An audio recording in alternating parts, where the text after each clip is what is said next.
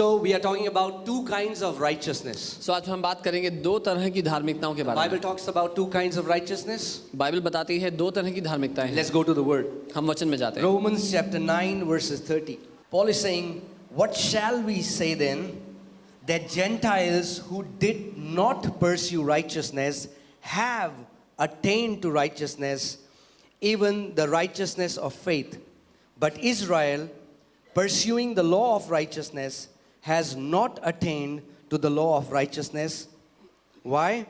Because they did not seek it by faith, but as it were by the works of the law, for they stumbled at that stumbling stone. इसको हम हिंदी में पढ़ेंगे।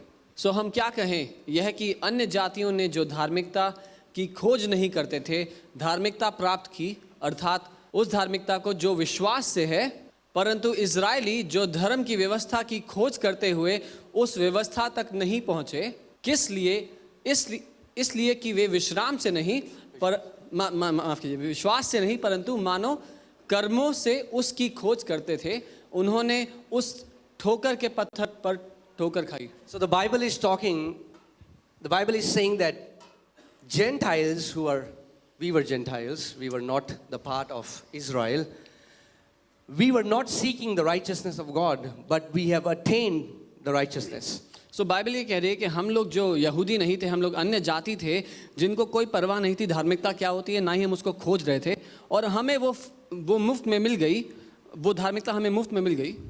And the word attain comes from the Greek word katalambano, और जो मिल गई शब्द है वो कातालम्बानो शब्द आता है यूनानी which में, means possess, जिसका मतलब है कब्जा कर लेना, which means to take hold of. जिसका मतलब है थाम लेना। So Gentiles were able to possess this righteousness, सो अन्य जातियों को ये धार्मिकता थामने को मिल गई, but Jews were not able to get hold of this righteousness. लेकिन यहूदी उस व्यवस्था को, उस धार्मिकता को नहीं पकड़ पाए, नहीं थाम पाए। Why? क्यों? Because the Bible says Jews wanted to be righteous by their works. और बाइबल बता रही है क्योंकि यहूदी लोग अपने कामों के द्वारा धर्मी बनना चाहते थे। If you have read Old Testament, अगर आपने पुराना नियम पढ़ा there are हो, 613 laws that you have to obey. 613 आज्ञाएं थी जिनको पालन करना होता था। After that, you cannot wear clothes that have mixture in them. आप वो कपड़े नहीं पहन सकते जिसमें दो धागे Not मिला allowed गए to हों। work on Sabbath. आप सबत के दिन काम नहीं कर सकते। I went to Israel and on Sabbath day there is no staff. I mean, like there is no waiter, no chef. They can't work. मैं इजराइल गया कर सकते। I went to Israel and on Sabbath day there is no staff. I mean, like there is no waiter, no chef. They can't work. मैं Israel गया और सबत के दिन कोई काम करने को नहीं आता, खाना बनाने वाले नहीं आते, खाना सर्व करने वाले नहीं आते। I went to that temple and I was about to click a picture and a guy says, don't click picture, not allowed, Sabbath day. Like, और मैं उनके मंदिर गया, यहूदियों के फोटो खींचने लगा तो किसी ने बोला फोटो मत खींचे, आज सबत का दिन है। So the Israelites were trying that we will become right with God by our actions. तो इजरायली कोशिश कर रहे थे कि हम परमेश्वर के साथ सही जगह पर आ जाएं अपने कामों को करके। And that's what religion is all about. और यही है जो धर्म सिखाता है। Religion is all about you doing stuff so that you can be right in the eyes of God. धर्म का पूरा जो निचोड़ है वो यही है कि आप ऐसे काम करें जिसको करने से आप परमेश्वर के सामने खड़े हो सकें। Amen?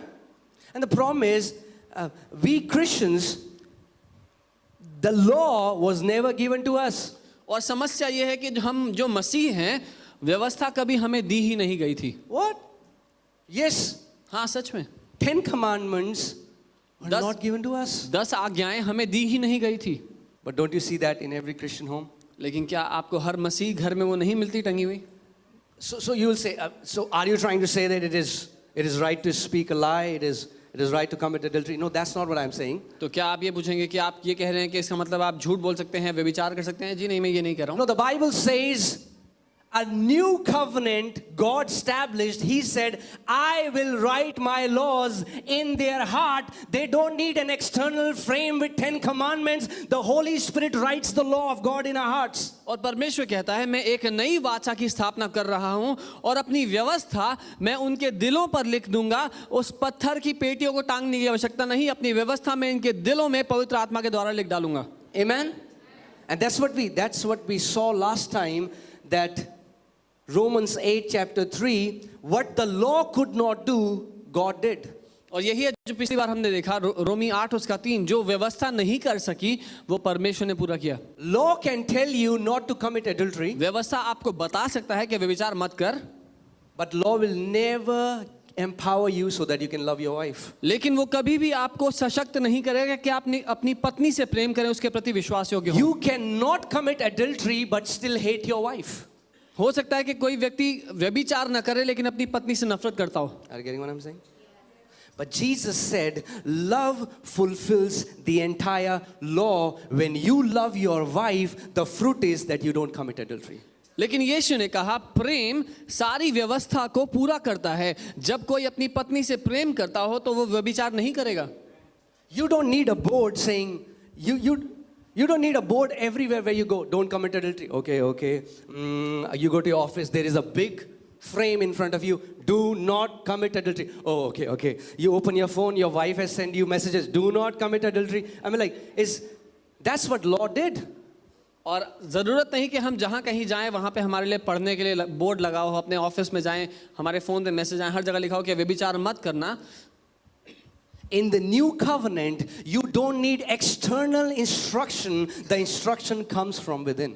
क्योंकि नई वाचा में निर्देश बाहर से नहीं, वो निर्देश अंदर से आता है। And the problem with the old covenant was, the old covenant could only tell you what you should do, but not give you the power to do it. और समस्या जो पुरानी वाचा की थी वो यही थी, वो आपको ये तो बता सकती थी क्या नहीं करना, लेकिन वो ना करने के लिए आपको सामर्थ्य या बल नहीं दे सकती थी। And that's how I grew up in church. और ऐसे ही मैं कलीसिया में पला बड़ा। Don't do this. ये मत करो। I want to say, I want to, but I can't. मैं कहूँगा कि मैं करना चाहता हूँ लेकिन नहीं कर सकता। Tell me how not to do it. ये बताओ कैसे नहीं They करूँ। will never tell you how not to do it. They will just tell you don't do it. वो आपको ये कभी नहीं बताएंगे कि कैसे नहीं करना, बस इतना कहेंगे ये नहीं करना। Telling an alcoholic don't drink does no good. एक जिसको शराब पीने की आदत हो उसको ये कहना कि शराब मत पी, उससे कोई फायदा नहीं होता। His wife tells him he's an alcoholic. उसकी His पत्नी brother उसको tells पहले him से he's an बोलती है, alcoholic. उसका भाई His बोलता friends है, tell him he's उसके an दोस्त alcoholic. बोलते हैं, He knows it. उसको पता है, He's in bondage. लेकिन वो एक बंधन में है। Tell him how to be free. Tell him how to be free. उसको ये बताएं कैसे आजाद हों। Amen.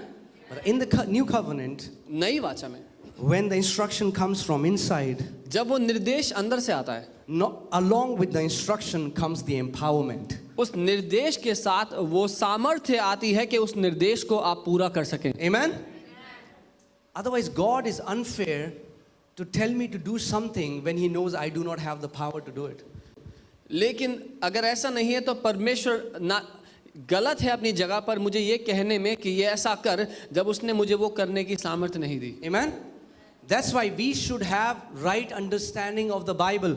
इसीलिए बाइबल की सही समझ होनी चाहिए हमारे If you pass. don't understand the Bible, अगर आप बाइबल नहीं समझते oh man, you'll become a Pharisee. तो आप फरीसी बन जाएंगे, You'll judge other people.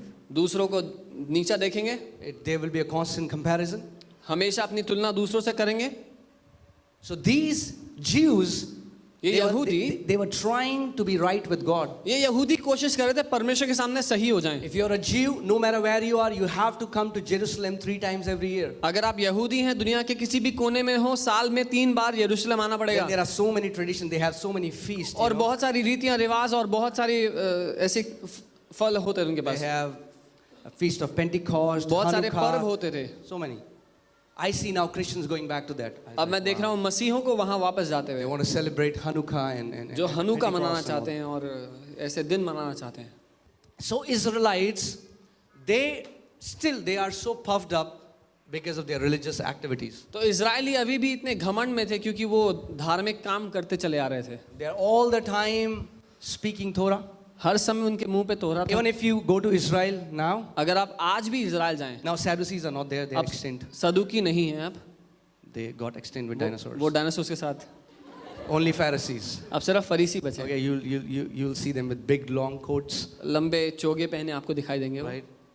A hat like Godfather, and they are just muttering the Torah. और वो तोरा को बड़बड़ाते रहते हैं। So I just wanted to see what they do. So I sat next to a Pharisee in Israel. तो मैं देखना चाहता था ये लोग करते क्या हैं, तो मैं एक फरीसी के बगल में जाके बैठ गया इजराइल में। Reading Torah. वो तोरा पढ़ रहा था। So I looked at him. मैंने उसको देखा, He looked at me. उसने मुझे देखा, I smiled. मैं हंसा, He looked at me.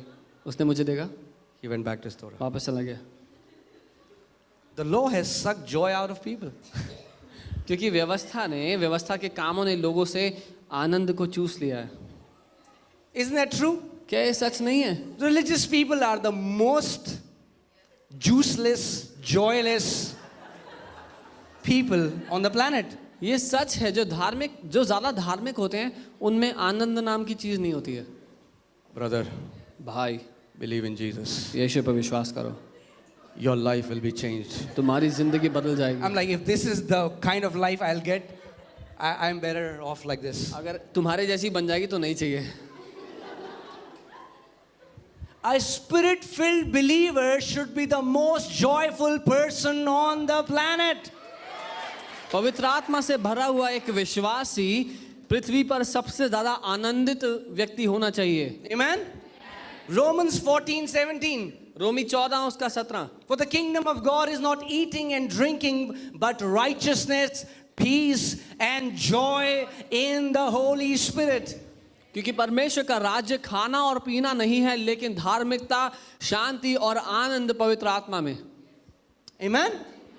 Joy, man, joy. आनंद है यार। So we are on a journey तो हम to take you out of religion that is called Christianity, so that you can enter into a relationship of being a son and a daughter. Amen? Amen? Amen. तो हम उस यात्रा पे हैं जहां आपको उस धर्म जिसका नाम ईसाईयत है, मसीहत है, उससे निकाल करके परमेश्वर के बेटियों होने के नाते उसके साथ रिश्ता देने के लिए आए। Christians are as lost as any other people. क्योंकि ईसाई भी उतने ही खोए हुए हैं जितना और कोई धर्म में। Amen? So Paul is preaching this, and Paul is telling, can you imagine it's an insult to Jews? क्या आप ये कल्पना कर सकते हैं पौलुस जो बात कह रहे हैं वो यहूदियों के लिए गाली है? They are reading the epistle of Paul. What is he trying to say? The Gentiles got it. We haven't got it. और जब ये यहूदी विश्वासी इसको पढ़ रहे हैं, कह रहे हैं क्या कह रहे हैं पौलुस कि अन्य जातियों को मिल गया और हमें नहीं मिला है। Do you want to know why? अब जाना Okay, चाहते हैं let's क्यों? go further. हम आगे आते हैं। Romans chapter 10. Romi 10 We'll read from verse 1. हम पहले से पढ़ेंगे। When you're there, say amen. जब पहुंच जाए तो आमीन बोले। Brethren, my heart's desire and prayer to God for Israel is that they may be saved. भाइयों, मेरे दिल की चाहत और परमेश्वर से प्रार्थना ये है इज़राइल के लिए कि वे उद्धार पाएं। They aren't saved after doing so much. इतना कुछ करने के बाद भी वो उद्धार नहीं पाए हैं। For I bear them witness that they have a zeal for God. क्योंकि मैं इस बात का गवाह हूं कि परमेश्वर के लिए बहुत जलन है उनमें।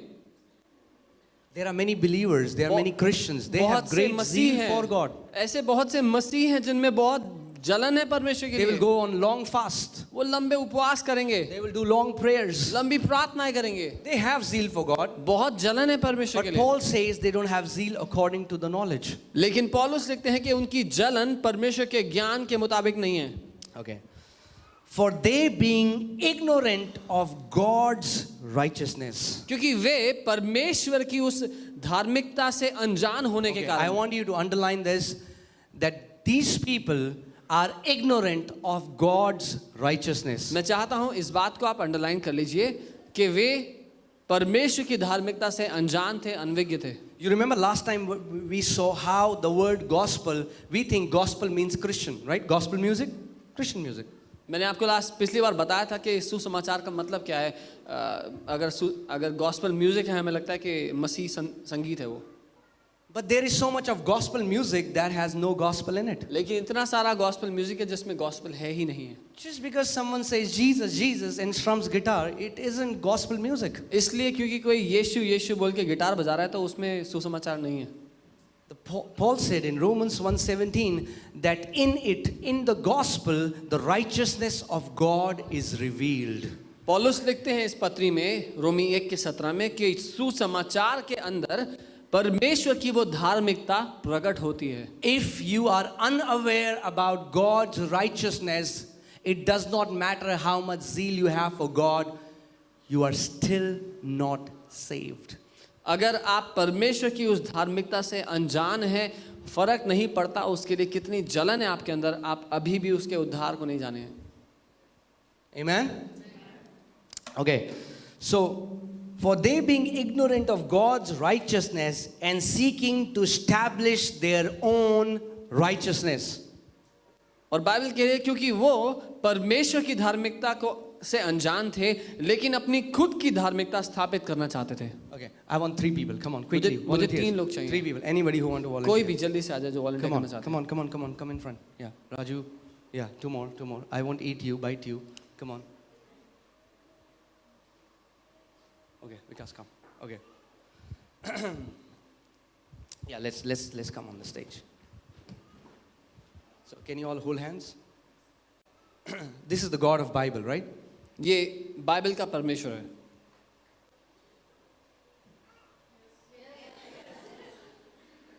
The Father, पिता, the Son, पुत्र, Holy Spirit. पवित्र आत्मा Together in साथ union. में एक साथ. I was asking the Lord, I said, Lord, tell me a simple definition of righteousness. मैं प्रभु से पूछ रहा था, प्रभु धार्मिकता का सरल सा मतलब बताओ. It simply means when God gives you the same place as His Son, Jesus. That is righteousness. साधारण रूप से इसका मतलब है जब परमेश्वर आपको वही स्थान दे जो उसने अपने बेटे यीशु को दिया है, यही धार्मिकता है. Okay, they are not so boring. They are happy. They are joyful. 1/3 of the kingdom is joy.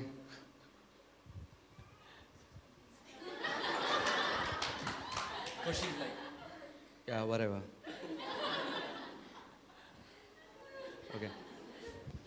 Guys, are you getting what I'm saying? Yes. So what happened at the garden? Adam lost its place. उस अदन की वाटिका में आदम ने अपना स्थान Okay, जो I उसको need दिया, an Adam. Rakesh. मुझे आदम Adam, where art thou? So guys, okay.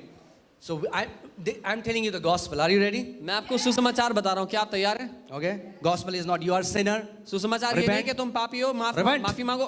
Repent. Then again repent. फिर दोबारा से माफी मांगते रहो. Keep repenting. जब तक सांसें हैं माफी If you have मांगते रहो. repented enough, अगर बहुत ज्यादा माफी मांग ली, maybe शायद one day एक दिन you will go to heaven. स्वर्ग चले जाओगे. Not the gospel. ये सुसमाचार नहीं है. Do you want to hear the gospel? आप सुसमाचार जानना चाहते हो?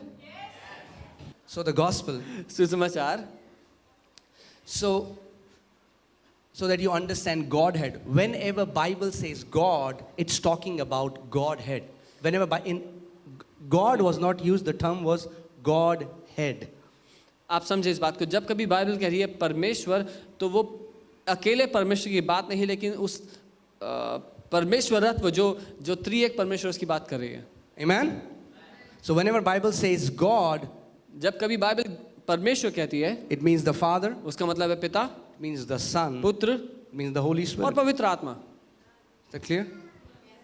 Right?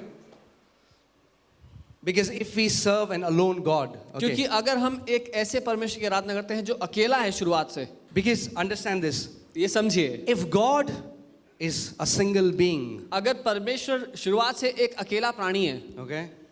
Bible says in the beginning He created heavens and the earth. Bible कहती है शुरुआत में उसने स्वर्ग और धरती की रचना की. So there was a time when even heaven was created. सो एक ऐसा समय था जब स्वर्ग भी नहीं था, स्वर्ग को भी बनाया. Because so many believers believe that God lives in heaven. क्योंकि बहुत से लोग ऐसा मानते हैं, बहुत से विश्वासी ऐसा मानते हैं कि परमेश्वर स्वर्ग में रहता है, Right? है ना? ये नहीं. So God was homeless before He made heaven. He's like, oh, I don't have any place. सो इससे पहले कि परमेश्वर ने स्वर्ग अपने रहने के लिए बनाया, वो भटकता था. No. The Bible says even the heaven of heavens cannot contain Him. In Him all things consist. God is not in heaven, heaven is in God. Bible कहती है कि स्वर्गों के स्वर्ग भी उसको नहीं समा सकते, लेकिन उसमें सब कुछ समाया हुआ है. परमेश्वर स्वर्ग में नहीं रहता, लेकिन स्वर्ग परमेश्वर में है. Amen? Are you getting what I'm saying? So if God is a single, lone, it's being, it is like a single being. सो अगर परमेश्वर एक अकेला व्यक्ति है, And the Bible says God is love, और बाइबल कहती है परमेश्वर प्रेम है right? ना? So, what did God love when there was nothing? तो जब वो अकेला था तो वो किससे प्यार करता था? There's no heaven, no angels, no स्वर्ग नहीं है, stars, no human स्वर्गदूत नहीं beings, है, इंसान नहीं है. no KFC. What did God love? तो परमेश्वर किससे प्यार करता था? Think. सोचिए. Himself, right? अपने आप से. Because there is nobody else to क्योंकि और love. कोई है ही नहीं प्यार करने के लिए. So God loves. सो परमेश्वर अपने आप से प्यार करता है. That's the God we have been told in the Bible. यही वो परमेश्वर है जिसके बारे में हमें बताया गया है बाइबल से. Give me glory. मुझे महिमा दो. Right? So that's what people say. कुछ लोग कहते हैं I did this. मैंने ये किया. All glory to God. सारी महिमा परमेश्वर की. ये जो परमेश्वर Will है not share His glory with another. अपनी महिमा किसी और को नहीं देगा. Right? है ना? So this God loves Himself. सो ये परमेश्वर अपने आप से बहुत प्यार Because करता है. this God loves Himself, क्योंकि ये परमेश्वर अपने आप से प्यार करता He है. creates mankind. उसने इंसान को बनाया. Why? क्यों? For Himself. क्योंकि ये अपने आप से प्यार करता है. So when He made mankind, तो जब इसने इंसान को बना दिया He said, "You shall be my servants." तो कहा तुम मेरे नौकर होगे. Because I get bored sometime, you should sing some worship songs for me क्योंकि मैं कभी कभी बोर हो जाता हूँ तो मेरे लिए आराधना के गाने गाना and tell me how holy I am. और बताना मुझे मैं कितना पवित्र हूँ. Right? That's what we think. ऐसा ही है जो लोग समझते हैं परमेश्वर के बारे में. It's funny, but I want to tell you the message, how wrong image we have of God. ये सुनने में मजाकिया लगता है लेकिन मैं बताना चाहता हूँ कितनी गलत तस्वीर है हमारे दिमाग में परमेश्वर की. So He makes man सो इसने इंसान को बनाया to serve Him. ताकि इंसान इसकी सेवा करे. Right? That is the kind of God many people serve. ऐसा ही वो ईश्वर है, परमेश्वर है जिसकी बहुत से लोग आराधना करते हैं. To be very honest, सच कहूँ तो much of the God that Christians believe needs counseling. वो ईश्वर जिसकी मसीही लोग आराधना करते हैं उसको काउंसलिंग देने की आवश्यकता है. Because He gets angry like this. क्योंकि वो छोटी छोटी बात में नाराज हो जाता है. But that is not the God that Jesus came to reveal. लेकिन ये वो परमेश्वर नहीं है जिसको यीशु दिखाने के लिए आया. Amen? So now we talk about the God that Bible talks about. अब हम आते हैं उस परमेश्वर के बारे में बात करने जिसकी बाइबल बात करती है. Don't look at their faces. The Godhead is much more excited than these इनके guys. चेहरों को मत देखें. जो परमेश्वर है इनसे बहुत ज़्यादा आनंदित रहते हैं.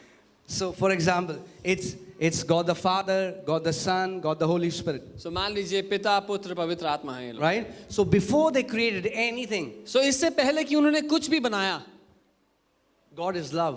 परमेश्वर प्रेम है. What did they love? तो वो किससे प्यार करते थे? They loved each other. वो एक दूसरे से प्यार करते थे. Their love was other focused. उनका प्रेम दूसरे की ओर केंद्रित था. Amen? The Father always talking about the Son. पिता हमेशा बेटे की बढ़ाई करता है. The Son talking about the Spirit. बेटा हमेशा पवित्र आत्मा की बढ़ाई करता है. The Spirit talking about Jesus. वो पवित्र आत्मा हमेशा यीशु की बात They करता है. are in this fellowship. वो एक ऐसी संगति में है And they are enjoying this union. और वो इस एकता इस प्रेम का इतना आनंद ले रहे हैं They are not able to contain that love together. कि वो प्रेम उनके अंदर समा नहीं पा रहा. Because of love, they create mankind. और उस प्रेम के कारण जो उनके अंदर से उमड़ रहा है उन्होंने मनुष्य को बनाया. Where is Adam? Adam. Adam. So, what did God do? परमेश्वर ने क्या किया? God creates man in His own image and likeness. So And go inside the circle. And bam, man is one in this union with God. तो परमेश्वर ने मनुष्य को अपने उस उमड़ते हुए प्रेम के कारण अपने ही स्वरूप अपनी ही समानता में बनाया और एकदम वो मनुष्य परमेश्वर का हिस्सा हो गया. Right? So now man is enjoying, but you'll say, but the Bible says God made man out of dust. Brother. आप लोग कहेंगे कि बाइबल कहती है कि परमेश्वर ने आदम को मिट्टी से बनाया. Yeah, his body, हाँ, उसके शरीर को मिट्टी से बनाया. not man. आदम को नहीं. our spirit are made in the image and likeness of God. हमारा आत्मिक मनुष्यत्व परमेश्वर के स्वरूप में है. Amen? So man is enjoying this fellowship with God, this koinonia that Bible talks about, this fellowship, this deep, intimate relationship with God. तो Bible जिस कोइनोनिया की बात करती है, उस घनिष्ठ रिश्ते की बात, आदम उस घनिष्ठ रिश्ते का आनंद ले रहा था शुरुआत से जब बनाया गया. There is a man of God, Baxter. He talks an amazing thing. He says that if we are taken away from our life source, we die. परमेश्वर के एक जन है, वो ऐसे बात करते हैं कि अगर हम अपने जीवन के सोते से अलग कर दिए जाए तो मर जाएंगे. For example, the fish were made in the water. If you take fish out of water, the fish dies. उदाहरण के लिए मछली पानी के लिए बनाई गई, अगर पानी से निकाल दी जाए तो मर जाएगी. The plants were created in soil. If you uproot a plant, the plant dies. पौधा मिट्टी के लिए बनाया, अगर मिट्टी से अलग किया तो मर जाएगा. In the same manner, वैसे ही man Adam was created in God. परमेश्वर में बनाया गया. If you take Adam out of this fellowship, Adam dies. अगर आप आदम को उस रिश्ते से बाहर निकाल दे तो वो मर जाएगा. That's what God said. यही परमेश्वर ने कहा था. If you will eat of this fruit, अगर तू इस पेड़ का फल खाएगा you will die. तो तू मर जाएगा. You will not be able to access this union, this reality. ये जो हकीकत है जहाँ पिता पुत्र पवित्र आत्मा एक हैं, हकीकत में तू रह नहीं पाएगा. I pray that you get it. मैं प्रार्थना I करता हूँ hope it's not complicated. ज़रा मुश्किल ना हो, मैं Okay. उम्मीद करता हूँ. So what Jesus did was, so the mankind fell, और जब आदम गिरा, and now Adam has this distorted view of God. अब आदम के पास एक बिगड़ी हुई तस्वीर है परमेश्वर की. That's what sin does. यही है जो पाप करता है. That's why sin is terrible. इसीलिए पाप बहुत बुरा है. Sin distorts the image of God. पाप परमेश्वर की तस्वीर खराब कर देता है. That's what sin means in the original Hebrew. It means a distorted image. असली मूल इब्रानी भाषा में यही पाप का मतलब है. उसका मतलब ही है एक खराब तस्वीर. So now Adam is not able to access the reality. Adam sees this God and thinks, man, I need to please this God, because if I don't, I'm going to be killed or punished. और अब क्योंकि आदम उस रिश्ते से बाहर आ गया, वो परमेश्वर की हकीकत को देख नहीं पाता. पाप ने उसको एक बिगड़ी हुई तस्वीर दे दी, और अब वो इस परमेश्वर को देखता हुआ कहता है कि मुझे इसको खुश रखना पड़ेगा, नहीं तो ये मुझे मार देगा. The sin that Bible talks about, it's not actions. Bible जिस पाप की बात करती है वो कोई क्रिया या काम नहीं है. Sin is like a virus. It's like a sickness, a virus that came inside mankind. So when Adam got that virus, the entire humanity got it. पाप एक वायरस, एक बीमारी की तरह आदम के अंदर आया, और जब आदम को वो बीमारी हुई तो सारी मनुष्य जाति उस बीमारी से ग्रसित हो गई. You know, it's like a hard drive that got corrupted. वो एक हार्ड डिस्क की तरह है जो खराब हो गई, Went into our system. और वो हमारे अंदर चला गया. We start seeing God with a different eyes. हम परमेश्वर को एक अलग नजर से देखने लगे. Amen, guys. Are you with me? I hope you get it. Even if you get it, I'll still be happy. Now, God the Son, और परमेश्वर पुत्र, he thought, I'm going to become humanity. उसने निर्णय लिया कि मैं मनुष्य जाति के साथ एक हो जाऊंगा, And I'm going to overcome this sin. और मैं इस पाप पर जय पाऊंगा. I'm going to overcome this virus. मैं इस बीमारी को हटा दूंगा, And I will give them a right picture of the Father. और मैं पिता की सही तस्वीर मनुष्य जाति को So दूंगा, that they can see Father as I see Father. ताकि वो पिता को वैसे देख पाए जैसा मैं उसको देखता हूँ. Amen. Are you getting, church? So he stepped in a fleshly suit. तो वो लहू और मांस के कपड़े पहन करके आ गया. Hello? Are you getting what I'm saying? He wore that fleshly suit. वो लहू और मांस के कपड़े पहन करके आ गया. The word became flesh and dwelt among us. वो वचन देहधारी हुआ और हमारे बीच में रहा. There is a mystery of Jesus coming in flesh. यीशु मसीह का एक रहस्य है कि वो देह में क्यों आया. That means Jesus became one with humanity, flesh, because we think flesh is bad. ये दर्शाता है कि यीशु मसीह शरीर के साथ एक हो गया. हमें लगता है शरीर बुरा है. And he conquered sin for us. और हमारे लिए उसने पाप को हरा दिया, उस पर जय पाई। You know what Jesus did? अब जानते हैं यीशु ने क्या किया? Christianity is not about becoming a better person. मसीहत एक अच्छा इंसान बनने के बारे में God नहीं। didn't come to change your behavior. God came to kill you. What? Yeah. परमेश्वर आपके व्यवहार को बदलने नहीं आया, वो आपको जान से मार देने के लिए आया। क्या? That's the gospel. ये सुसमाचार है। Yeah. Your old nature. Jesus said, man, let's die together. यीशु ने कहा चलो साथ में जान देते हैं। Let's die together. उसने मनुष्य से कहा चलो साथ में जान देते हैं, Because we will be resurrected together. क्योंकि हम साथ में मौत से जिंदा होंगे। Amen? And when we will be resurrected, this seed of sin will have no power over you.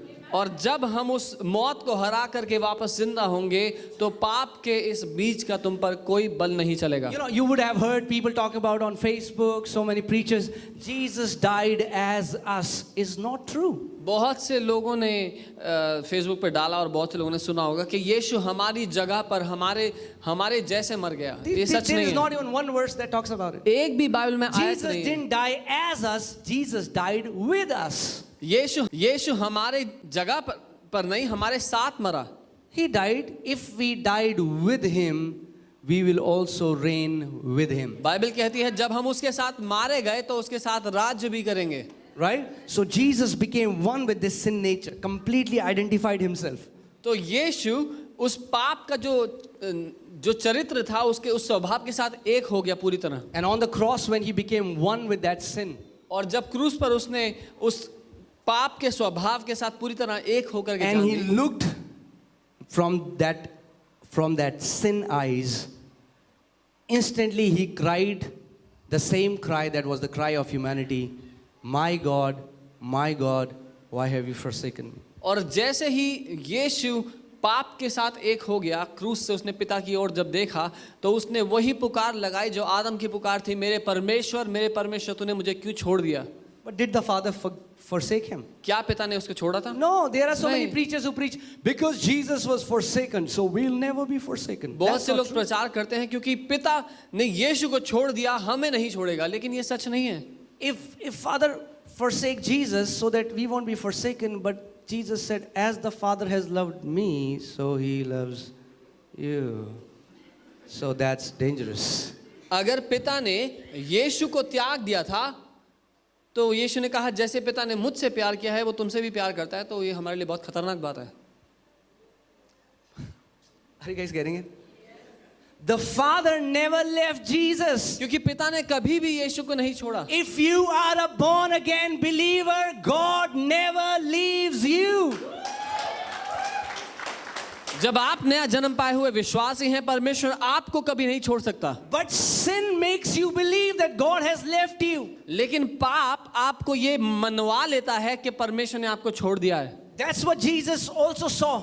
यही यीशु ने भी देखा, But he didn't die like that. लेकिन वो वैसे मरा He नहीं। overcame that sin. उसने उस पाप को हरा दिया। And from my God, और मेरे परमेश्वर से, before he could die, he again said, Father, into your hand I give my spirit. उसने पाप को हराया और फिर कहा पिता तेरे हाथों में मैं अपनी आत्मा को देता हूं। Amen? The Father was with him on the cross. क्योंकि पिता यीशु के साथ था क्रूस पर। There is so much to share. I don't know if you guys are ready yet, but it was not Father beating Jesus on the cross. We were beating him on the cross. We were beating the Father, Son and the Holy Spirit. बहुत कुछ है बताने के लिए। ऐसा नहीं कि पिता ने यीशु को क्रूस पर मारा, लेकिन पिता पुत्र पवित्र आत्मा को मनुष्य जाति ने क्रूस पर मारा। Anyway, guys, are you getting what I'm saying? आप समझ रहे हैं मैं क्या कह रहा हूं? So Jesus wore flesh. तो यीशु ने देहधारी की। And people say he came in flesh. It was not just to get rid of sin. और वो देहधारी केवल इसलिए नहीं हुआ कि पाप से छुटकारा दे दे हमें, Because after that, क्योंकि उसके बाद he would have taken the suit off वो सूट उतारता, and he would have gone back. वापस चले जाता। No. नहीं, You know नहीं, what ऐसा Jesus नहीं। did? आप जानते हैं यीशु ने क्या किया? In his flesh, अपनी देह में he came back. वो यहाँ वापस आया। And now there is flesh in God.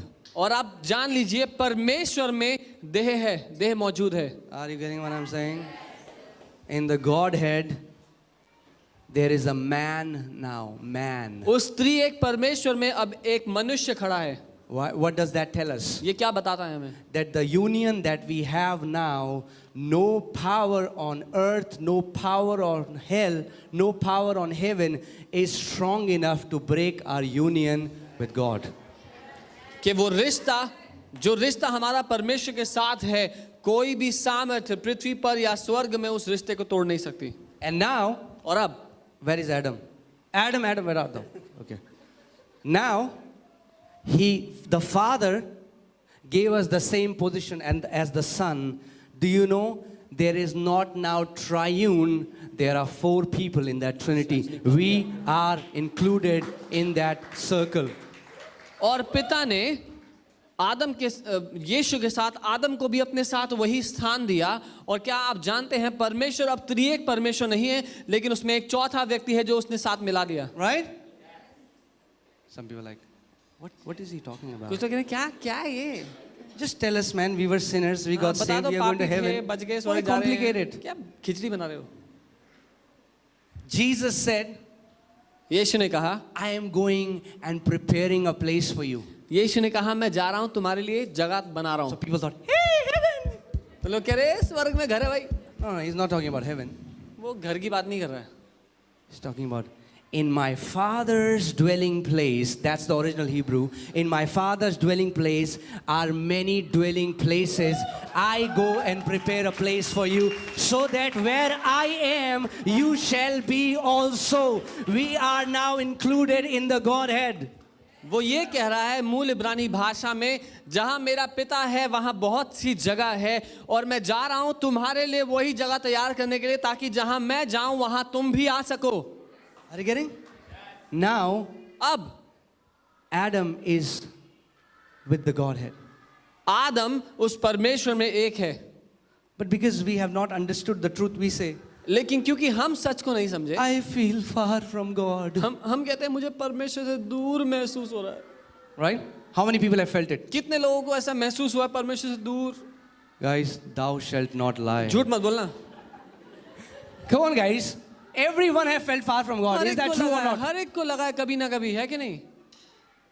The moment we mess up, the first thought comes is, oh, I'm unworthy now. How can I go before God? जैसे ही हमसे गलती हुई ये विचार आता है कि अब तो इस लायक नहीं कि परमेश्वर के सामने खड़े हो सके, कैसे That's खड़े होंगे? what righteousness means. यही है जो धार्मिकता का The मतलब है। Father has included you in the Godhead so that you can stand with them without any sense of guilt, fear or condemnation. पिता ने आपको अपने बगल में अपने बराबर में उस स्थान पे खड़ा किया है जहां पर बिना किसी दोष के आप उसके साथ खड़े रह सकते हैं। Jesus wasn't talking about going to heaven यीशु मसीह स्वर्ग जाने की बात नहीं कर रहे थे, because where he has placed us is much greater than heaven. क्योंकि जहां उसने हमें रखा है वो स्वर्ग से बहुत बड़ा स्थान है। Amen? He has now included us in the Godhead. उसने हमें उस त्रिएक परमेश्वर में हिस्सा दिया है। Okay, guys, you can go back. What the law could not do, God did. जो व्यवस्था कर नहीं पाई परमेश्वर ने कर दिया। What we could not do, जो हम कर नहीं सकते थे God did. परमेश्वर ने पूरा कर दिया। We could have never been included in that Godhead, in that fellowship. God did. हम कभी भी उस धार्मिकता कमा करके परमेश्वर के साथ उस संगति में खड़े नहीं हो सकते थे, परमेश्वर ने कर Just think दिया। about it. If fellowship means talking to God, then the moment Cain killed Abel, God was talking to him. कल्पना कीजिए अगर संगति का मतलब है बातचीत करना आपस में, जिस घड़ी केन ने अपने भाई का खून किया परमेश्वर केन से बात करने लगा। What? Are you guys getting what I'm saying? Fellowship is much deeper. Fellowship means becoming one. लेकिन जिस संगति की बात परमेश्वर का वचन कर रहा है वो बहुत गहरा है इससे। God gave you the same place as His Son is the gospel. परमेश्वर ने आपको अपने बेटे की तरह ही स्थान दिया बराबर का, ये सुसमाचार है। Right? I was preaching this in Satal. मैं 7 साल में ये सिखा रहा था। One old uncle got so offended. एक थोड़े बुजुर्ग अंकल थे, वो मुझसे बहुत नाराज हो गए। He said, "Are you saying that we are like Jesus?" और वो मुझसे कहने लगे, क्या तुम कह रहे हो कि हम यीशु की तरह हैं? I said, Uncle, I'm not saying it. The Bible says it. मैंने कहा, अंकल मैं नहीं कह रहा हूँ, बाइबल कह रही है. Bible says, when we were dead in our sins and trespasses, how dead? When we were out of that circle. Bible कह रही है कि जब हम अपने पापों में मरे ही हुए थे, मरे कैसे हुए थे? उस त्रिएक परमेश्वर के जीवन के घेरे से बाहर थे. Jesus died for us. यीशु हमारे साथ मर गया. And the Father resurrected him और यीशु और पिता ने यीशु को मुर्दों में से जिंदा किया with us हमारे साथ, and made us sit in the heavenly places. और हमें अपने साथ उस जगह पर रख दिया, बैठा दिया. That means the same place Father told Jesus to sit at his right hand is the same place he told us to sit with him. इसका मतलब जब पिता ने यीशु से कहा कि मेरे दाहिनी ओर बैठ, तो उसने हमें भी वही स्थान दिया. Amen? If you will start meditating on this thought, no sickness will have the power to afflict your body. अगर आप इस विचार की ओर अपना ध्यान लगाने लग गए, तो किसी बीमारी में शक्ति नहीं होगी कि आपको तंग कर पाए. There is no sickness in Christ. कोई बीमारी नहीं है मसीह में. Amen? Are you getting it? There is no depression in Christ. You should know where you are seated. मसीह में कोई तनाव नहीं है, क्योंकि आपको पता होना चाहिए आप कहाँ बैठे हैं. I know that this was a little theological thing, but I wanted to tell you that righteousness means you have got the placement as a son. As a son. मैं चाहता हूँ आप ये जाने कि धार्मिकता का मतलब है आपको एक बेटे की तरह स्थान मिला है. Isn't that amazing? क्या ये अद्भुत नहीं है? You know how? अब There's a जानते हैं good कैसे? news. एक अच्छी खबर है. The Bible says we are the bride. Bible कहती है कि हम दुल्हन हैं. Some people just say it like, we are the bride of Christ. What does it even mean? कुछ लोग कहते हैं कि हम मसीह की दुल्हन हैं. इसका मतलब क्या है? The son came, बेटा आया, married us. हमारे साथ विवाह का संबंध रखा. That means इसका मतलब the covenant, वो वाचा, the place that husband gets, wife gets. ये वो वाचा है जो स्थान पति का है, वही स्थान The पत्नी का भी होगा. inheritance that the husband gets, wife gets. जो कुछ पति का है बराबर का हिस्सा पत्नी का होगा. And married us और हमसे उसने वो संबंध बना लिया, and went back into the Godhead. और परमेश्वर उस त्रिएक में वापस चला गया हमें लेकर. The Father, when He looks at you, He sees you exactly like Jesus. जब पिता आपको देखता है तो आपको वैसा ही देखता है जैसा यीशु है. He treats you exactly like Jesus. आपके प्रति पिता का व्यवहार हुबहू वैसा है जैसा यीशु के लिए. We are not Jesus, हम लोग यीशु नहीं है, but the Father has made us like Him. लेकिन पिता ने हमें उसकी तरह बना दिया है. Okay, I'll speak a scripture. मैं एक आयत बताऊंगा. 1 Corinthians 1:30. God has united you with Christ Jesus. और बाइबल कह रही है कि परमेश्वर ने आपको यीशु के साथ एक कर दिया Say है. this after me. मेरे साथ कहें, God has परमेश्वर ने united me मुझे एक कर दिया है with Christ Jesus. यीशु मसीह के साथ.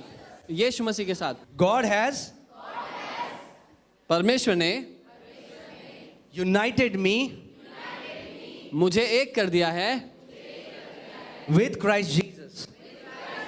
यीशु मसीह के साथ. Religion is you trying to unite yourself with your works. Righteousness is God has done it for you. और धर्म है अपने कामों से हम परमेश्वर के साथ एक होना चाहते हैं, लेकिन धार्मिकता ये है कि परमेश्वर ने हमें अपने साथ यीशु के साथ एक कर दिया है.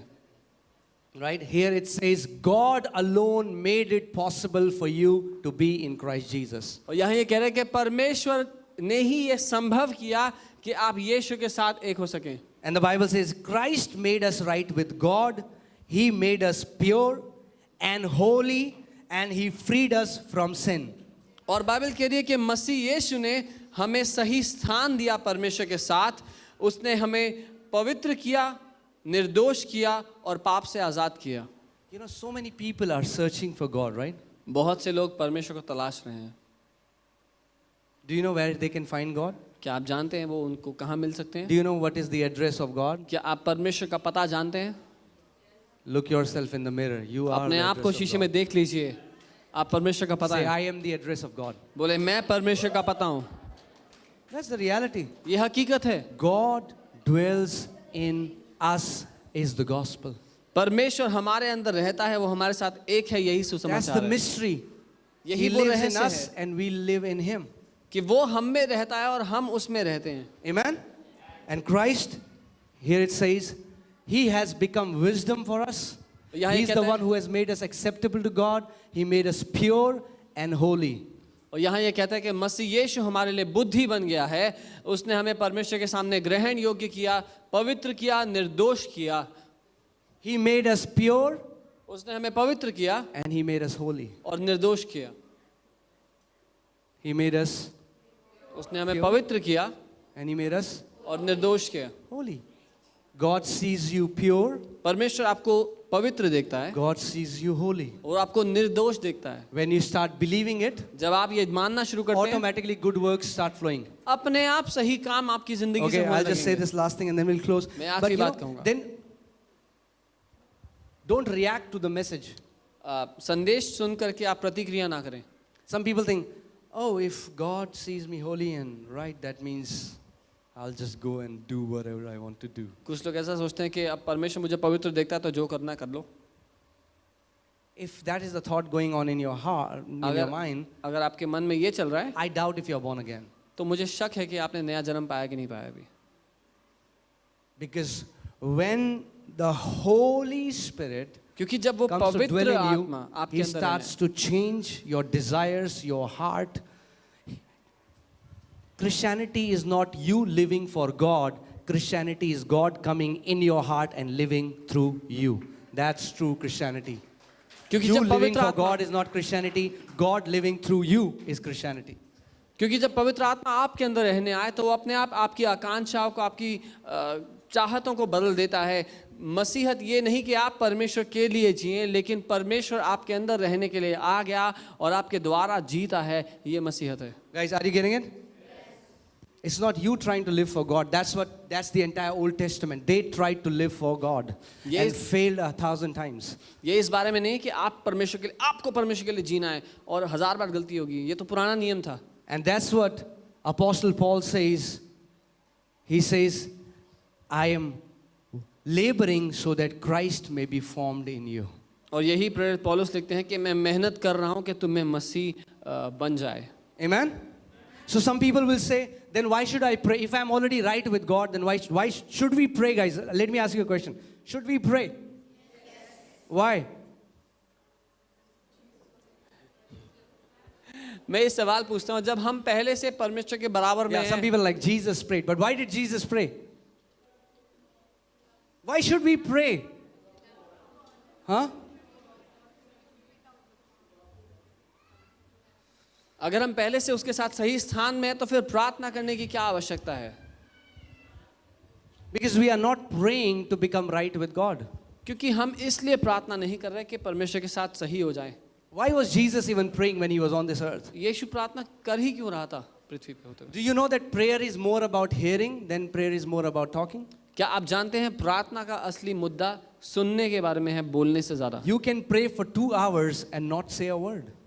2 घंटे आप प्रार्थना कर सकते हैं बिना एक शब्द बोले हुए. But you know how we say? लेकिन आप पता है हम We go क्या with a करते हैं? shopping list. हम एक शॉपिंग लिस्ट लेके जाते हैं. Many परमेश्वर के times those people are called intercessors. पास. और बहुत बार ऐसे लोगों को मध्यस्थी करने वाला Have a कहा जाता है, long list. जिनके पास लंबी चिट्ठी होती है प्रार्थनाओं की. Oh God, you shake the heavens. God, do this. And then we do all these things and out of that we say, okay, bye-bye. तो हम ये सारी प्रार्थनाएं करते हैं, प्रभु स्वर्ग को खोल दो, ये गिरा दो और ऐसा कर दो. और And then God would be like,